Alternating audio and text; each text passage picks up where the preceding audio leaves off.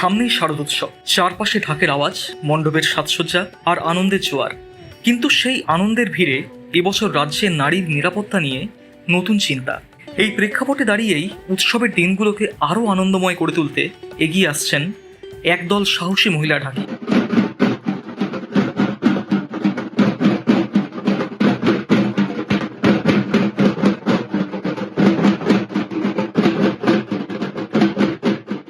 হ্যাঁ, ঠিকই শুনেছেন, অশোকনগরের মহিলা ঢাকিদের দল এবার ঢাকের তালের সাথে মাথায় আগুন জ্বালিয়ে অনন্য দক্ষতার চমক দেখাবেন। বছরের পর বছর সংসারের চাপ সামলে ঢাকের বোলের সাথে তারা তৈরি করেছেন এমন এক জাদু, যা মন কেড়ে নেবে সবার। আর এই বিশেষ পরিবেশনায় সামিল হয়েছেন অঞ্জনা, চম্পা, রীতা আর তাদের সহযোগীরা।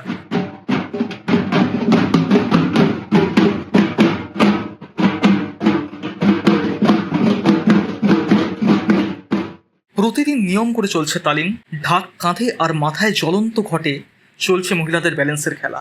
এমন দক্ষতা দেখলে চোখ ফেরাতে পারবেন না কেউই। শুধু ঢাক নয়, ঢাকের উপর দাঁড়িয়েও মহিলারা দেখাচ্ছেন অসাধারণ ব্যালেন্সের ক্যারিশমা।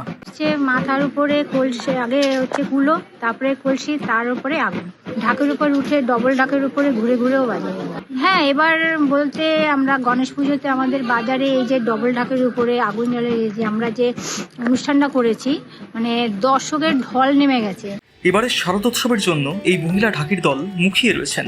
শুধু কলকাতা নয়, পুজোর সময় রোজগারের আশায় তারা পাড়ি দেবেন দেশের নানা প্রান্তে, এমনকি বিদেশেও। তবে আরজিকর কাণ্ডের পর বায়নার ক্ষেত্রে কিছুটা ক্ষতি হয়েছে বলে জানাচ্ছেন তারা। তবুও তারা বিশ্বাস করেন তাদের ঢাকের বলেই আসবেন উমা। বর্তমানে আমাদের আরজিকরের ঘটনাটার জন্য আমাদের একটু মনটা খারাপ সবারই, তারপরে সবারই একটা দুশ্চিন্তার ভিতরে আছি। সেজন্য আমাদের প্রোগ্রামটা একটু কম হচ্ছে। তা এখন আরজিকরের সমস্যাটা যদি সমাধান হয়, বিচার হয়, তার জন্য আমরা চাই সুবিচার।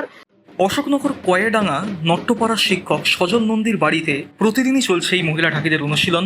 সজলবাবু কোনো গুরুদক্ষিণা নেন না, বরং মেয়েদের বাড়ি ফেরার টোটো ভাড়াও নিচে থেকেই দিয়ে দেন। তার একটাই উদ্দেশ্য, মহিলারা হোক স্বনির্ভর। যেরকম আমি মহিলাদের কিছু প্রশিক্ষণ দিয়ে একটা ভালো জায়গা পৌঁছানোর জন্য, প্লেসমেন্ট করার জন্য তৈরি করছি। এই ঢাকিদের গল্প শুধু পুজোর আনন্দ নয়, তাদের আত্মসম্মান আর স্বনির্ভরতার প্রতীক। সারা বছর সংসার সামলে এই মহিলা ঢাকিদের দল অপেক্ষা করে পুজোর দিনের জন্য, যখন তারা নতুন রোজগারের আশায় ছুটে যান ভিন রাজ্য কিংবা বিদেশেও।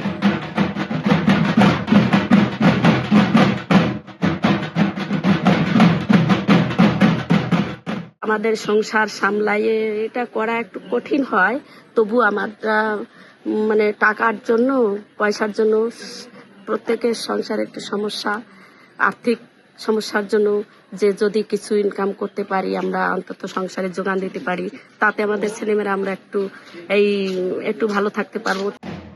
এবারের পুজোতে অশোকনগরের এই সাহসী মহিলা ঢাকিদের দেখে নতুন চমক উপভোগ করুন। তাদের দক্ষতা শুধু মনোরঞ্জন নয়, বরং নারীদের সুরক্ষা, স্বনির্ভরতার বার্তাও পৌঁছে দেবে প্রতিটি হৃদয়ে।